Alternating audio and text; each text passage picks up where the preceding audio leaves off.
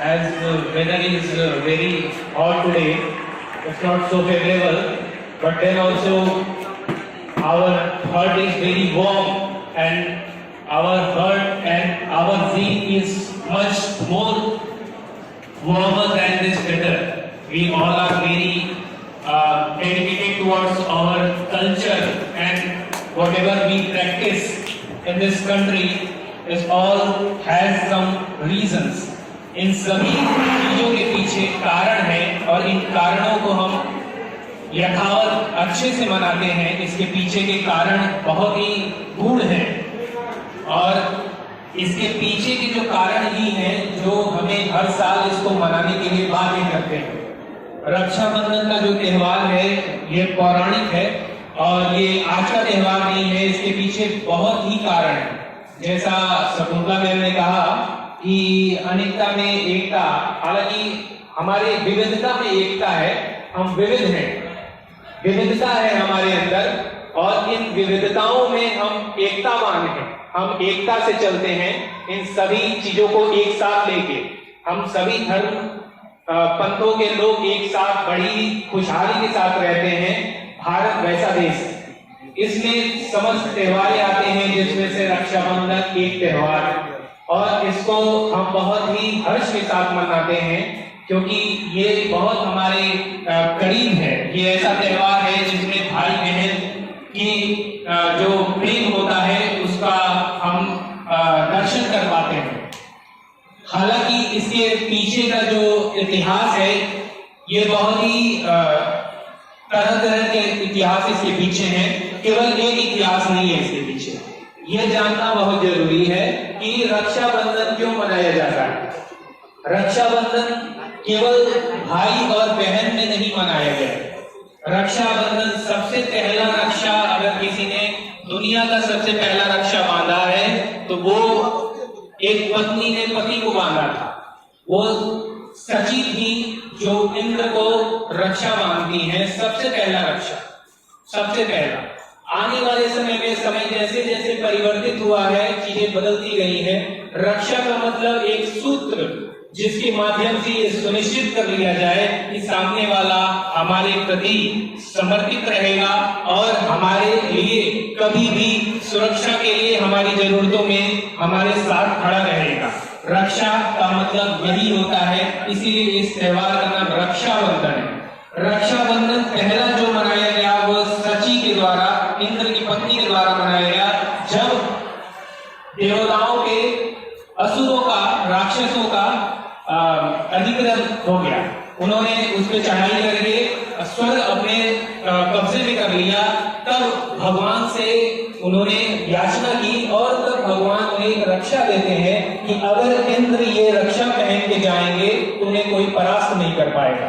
इसलिए जब इंद्र वो रक्षा बांध के जाते हैं और सची को बांधती हैं तब वो हारते नहीं है। दूसरा रक्षा एक माँ ने अपने बेटे को बांधा था, महारानी कुंता जो अभिमन्यु को बांधती है और अभिमन्यु तब तक नहीं हारा था जब तक यह रक्षा उसके हाथ में लगा था। यह रक्षा गलती से टूट जाता है और अभिमन्यु की मृत्यु हो जाती है। ये दूसरा था।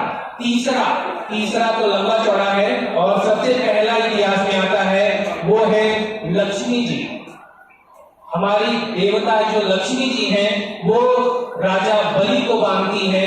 जब राजा बलि 100 अश्वमेध यज्ञ कर लेते हैं, उस समय जब भगवान वामन अवतार धारण करके आते हैं, उस समय जब उन्होंने उनसे सारा राज्य ले लेते हैं, त्रिलोकी को अपने इंद्र के लिए मांग लेते हैं और 3 पग में पूरे संसार को नाप लेते हैं, तब राजा बलि के इस समर्पण को देखते हुए भगवान उनको सुतल लोक का राज्य देते हैं।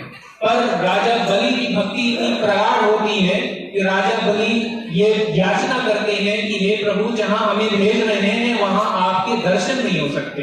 तो भगवान कहते हैं, ईश्वर कहते हैं कि हम वहां जाएंगे, आपके पास ही रहेंगे। इसलिए भगवान उनके साथ सुतल लोक में चले जाते हैं और लक्ष्मी जी अकेली हो जाती हैं और बहुत दिन तक इंतजार करने के बाद से लक्ष्मी जी के पास जब भगवान लौट के नहीं आते हैं तो उनसे वो याचना करती हैं नारद जी से कि इसका क्या उपाय है। तो नारद जी कहते हैं इसका उपाय राजा बलि है, उनसे ही जाके आप मांग सकती है।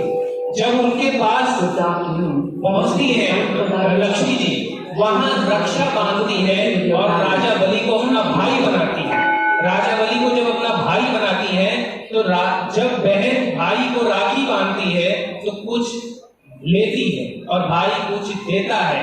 तो जब लक्ष्मी जी का अवसर आता है मांगने का और राजा बलि बहुत प्रसन्न होते हैं, कहते हैं आज जो मांगना है आप मांग लीजिए।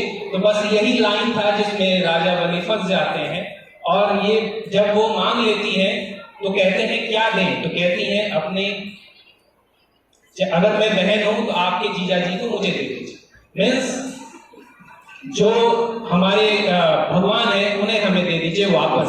तो ये इसके पीछे का है। दूसरा जो स्टोरी है वो है द्रौपदी का, द्रौपदी का। द्रौपदी की कहानी है जब कृष्ण एक समय में कोई कार्य कर रहे होते हैं और अचानक से उनका हाथ कट जाता है और उस समय सारी पट रानियां वहां रहती हैं, उनकी सभी रानियां वहां रहती हैं, पर सभी लोग एक दूसरे का चेहरा देख रहे होते हैं और कह रहे होते हैं कि कोई कपड़ा लेके आओ, कुछ लेके आओ कि उपचार हो सके। इनका रक्त बह रहा है, भगवान कृष्ण का रक्त बह रहा है, पर वहां बिना सोचे अपनी कीमती साड़ी को फाड़ के द्रौपदी उनके हाथ में बांध देती है और रक्त रुक जाता है।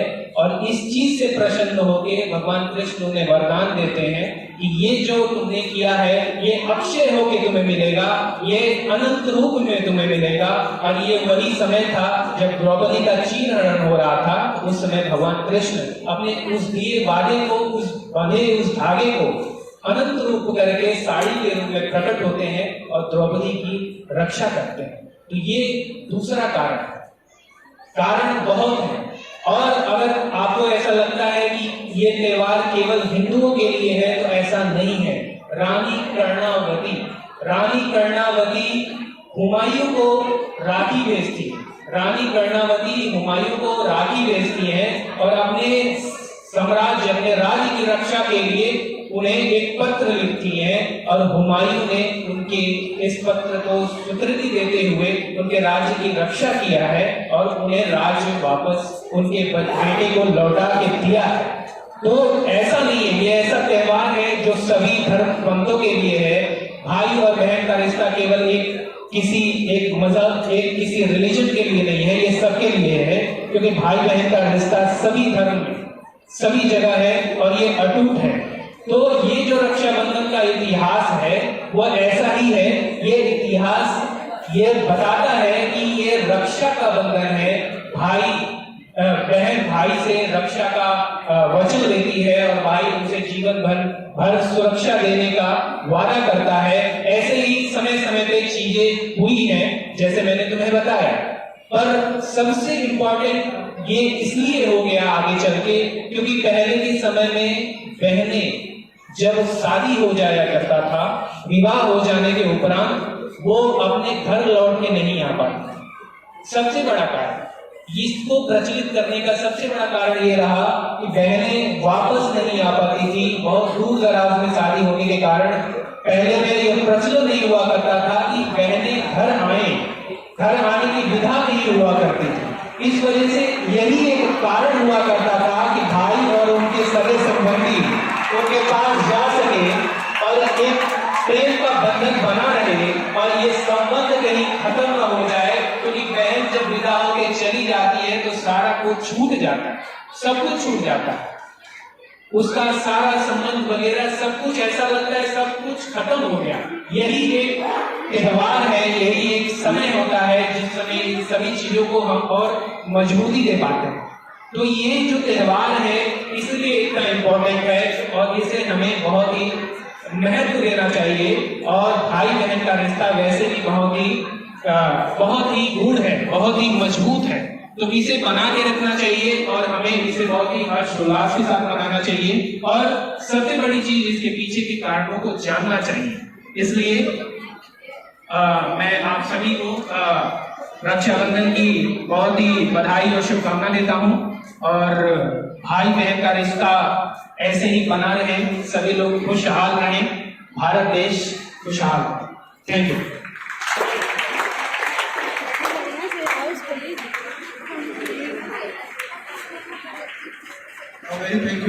Thank you very much, Principal Sir, for giving us such a good information about this Raksha Bandhan.